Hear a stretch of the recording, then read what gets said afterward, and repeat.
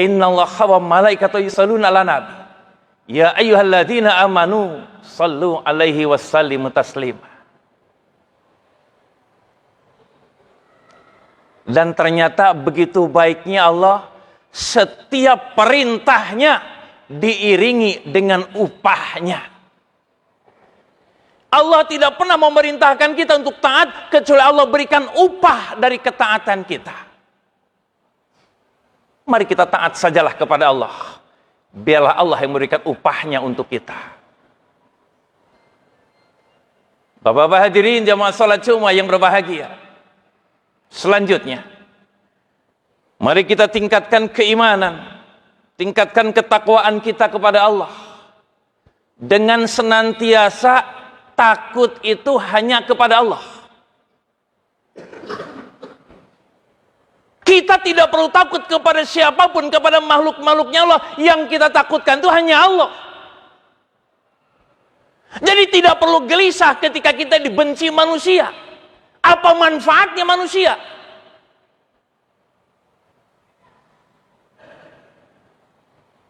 Yang jadi persoalan ketika kita dibenci Allah. Dibenci manusia tidak persoalan. Dia makhluknya Allah, dia umatnya Allah. La haula wala quwata illa billah.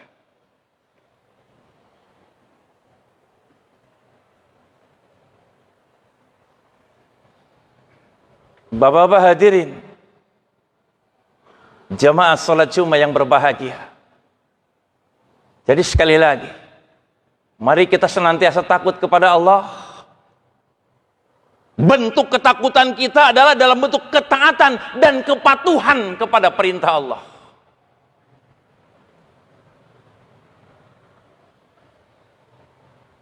Kepatuhan ketaatan kita kepada perintah Allah karena sangat banyak jasa-jasanya Allah untuk kehidupan kita. Allah menyediakan segalanya buat kita, bahkan tanpa batas untuk kebahagiaan kita.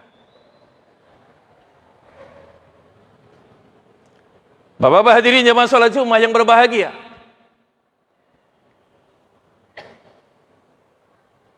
Agar kehidupan kita yang sebentar ini, karena tanpa terasa tahun berganti tahun,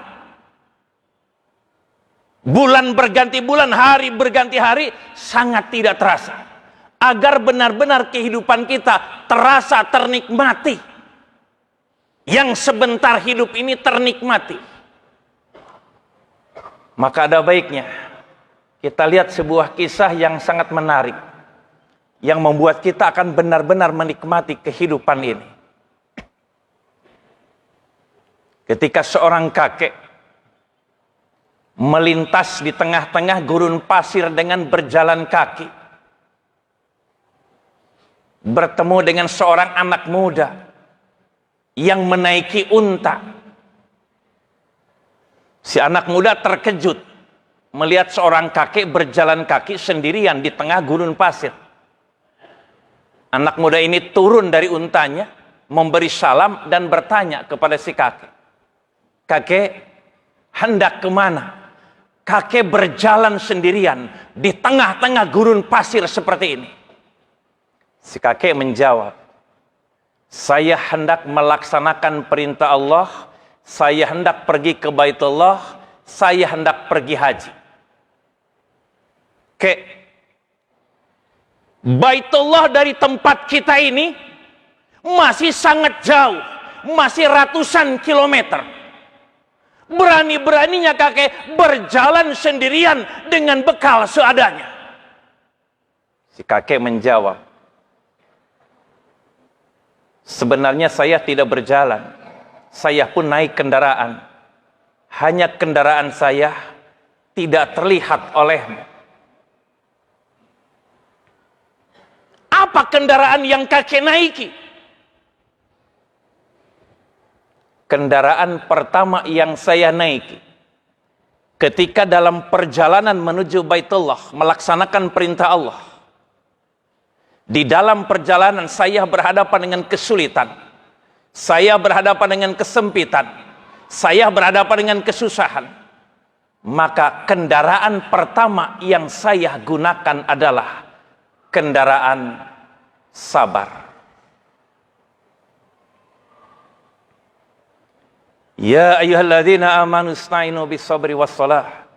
Innallaha ma'as sabirin.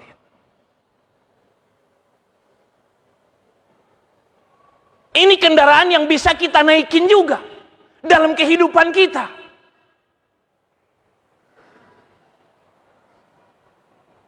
Seorang perempuan datang ke hadapan Rasulullah. Perempuan ini berkata, "Ya Rasulullah, ada apa, Bu? Berpuluh-puluh tahun saya menderita penyakit ayan. Saya terganggu dengan penyakit ayan saya." Terus maksud ibu, engkau kan seorang nabi. Doamu diperkenankan Allah. Doakanlah kepada Allah agar Allah menyembuhkan sakit saya. Rasulullah tersenyum kemudian menjawab, "Baiklah, Bu. Saya akan berdoa kepada Allah untuk kesembuhan sakitnya ibu. Tapi perlu ibu catat, ketika ibu bersabar dengan sakitnya ibu, maka surga buat ibu." Apa kata perempuan ini? "Ya Rasulullah, jika kesabaran saya menahan sakit akan berbuah surga. Ya Rasulullah, saya bersabar dengan sakit saya. Saya menerima sakit saya. Tapi ya Rasulullah, doakanlah kepada Allah agar Allah senantiasa menjaga kesucian saya dan menutup aurat saya." Baiklah, Bu, akan saya doakan kepada Allah.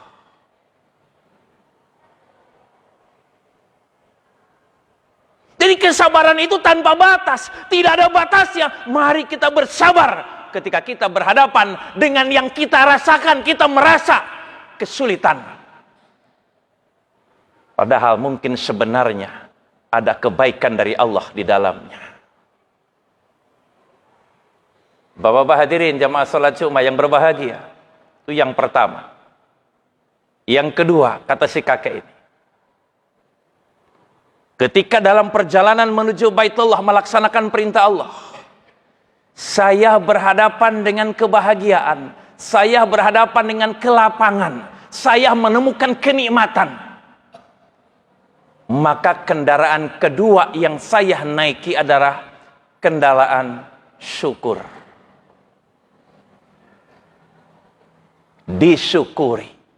Wa ista'adana rabbukum la in syakartum la sidanakum wala in kafartum inna adzabi lasyadid. Disyukuri. Bahkan ketika Nabi Ayub menderita sakit yang lama, istrinya gelisah, istrinya gundah. Dia ngomong sama Nabi Ayub, "Wahai suamiku, ada apa?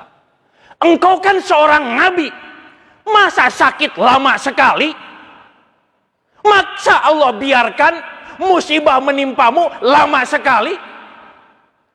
Nabi Ayub kemudian tersenyum dan bertanya, "Wahai istriku, sudah berapa lama kita sehat?" Istrinya menjawab, "Lebih dari 60 tahun.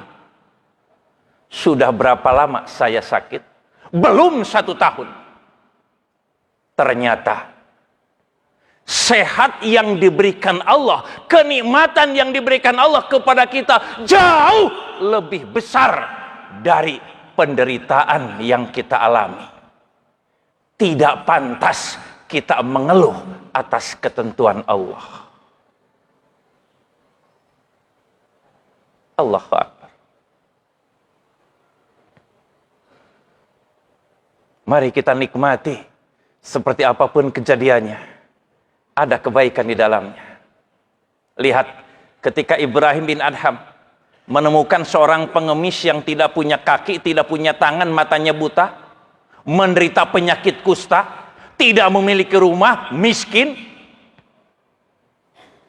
Tapi sepertinya dia sangat menikmati keadaannya dengan senantiasa mengucapkan alhamdulillah.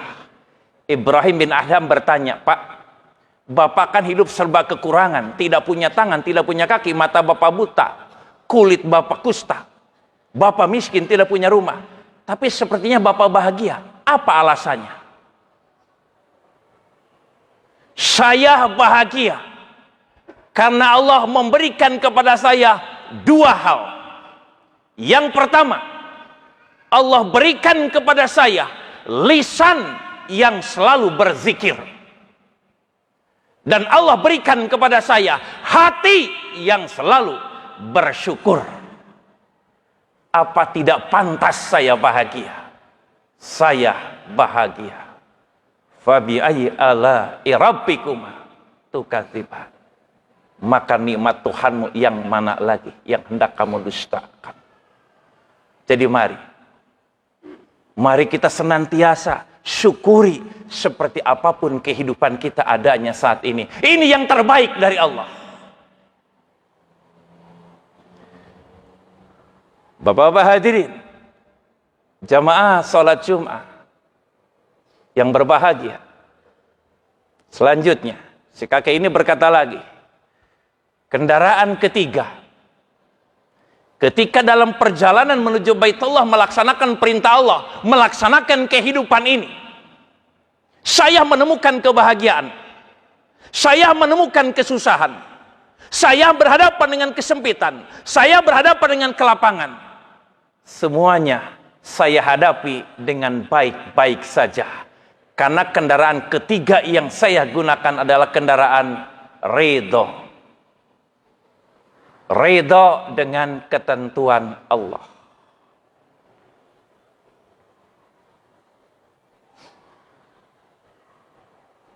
Dalam hidup ini kita tidak akan pernah berhadapan dengan sesuatu yang kita inginkan saja. Dengan yang tidak kita inginkan pun kita bakal berhadapan.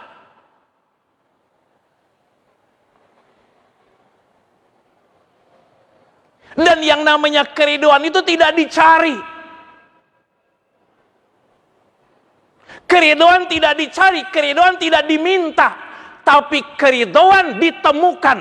Sekali lagi, keriduan Allah ditemukan dalam keriduan kita menerima ketentuan Allah. Radiyatan mardiyah, ridho, makanya kita diridhoi. Lihat, orang yang paling ridho dengan Allah, Rasulullah SAW, sekalipun dia tahu dengan kejadian-kejadian yang bakal terjadi, tapi dia tidak berusaha untuk menghindarinya. Lihat, ketika cucu Rasulullah Husain mengadu kepada ibundanya Fatimah Az-Zahra, wahai ibunda, ada apa wahai Husain? Saya iri kepada Hasan. Memang kenapa Hasan? Rasulullah ketika habis sholat, kalau Hasan dicium bibirnya, sedangkan saya, kata Husain, dicium lehernya. Saya pingin seperti Hasan. Kemudian ibundanya Sayyidah Fatimah Az-Zahra datang menghadap Rasulullah. Ya Rasulullah, cucumu mengadukanmu. Apa katanya? Kalau kepada Hasan engkau mencium bibirnya, kenapa Husain dicium lehernya? Rasulullah terdiam kemudian menjawab,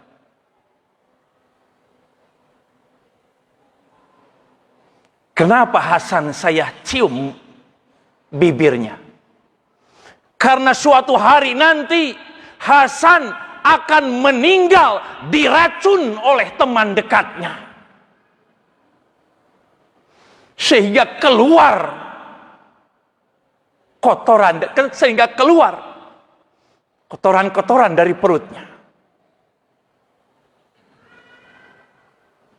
Itu jawaban Rasulullah. Suatu hari Hasan akan diracun oleh teman dekatnya. Sehingga keluar seluruh isi perutnya. Makanya saya cium tuh bibir Hasan, cucu tercinta. Terus kenapa Husain dicium lehernya? Rasulullah terdiam dan pingsan sebentar. Kemudian dia bangkit, bangun dan menjawab, kenapa Husain saya cium lehernya? Karena suatu ketika Husain bakal meninggal dan lehernya terlepas dari badannya. Makanya saya cium lehernya.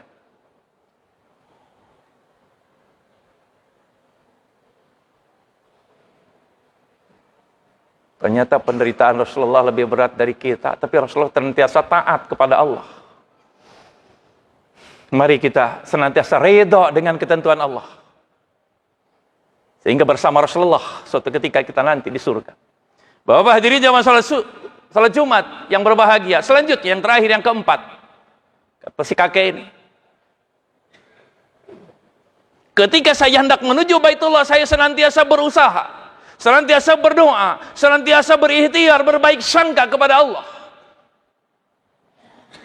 Dan masalah sampai tidak pada tujuan saya bukan urusan saya.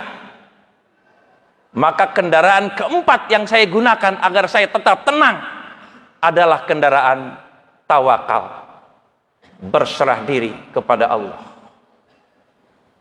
Jadi ketika kita menginginkan tujuan sesuatu, sudah berusaha, sudah berdoa, sudah berbaik sangka, serahkan semuanya kepada Allah. Faida azamta fatawakal Allah. Bulatkan tekad, serahkan semuanya kepada Allah. Fa'tabiru ya ulil absar la'alakum tuflihun.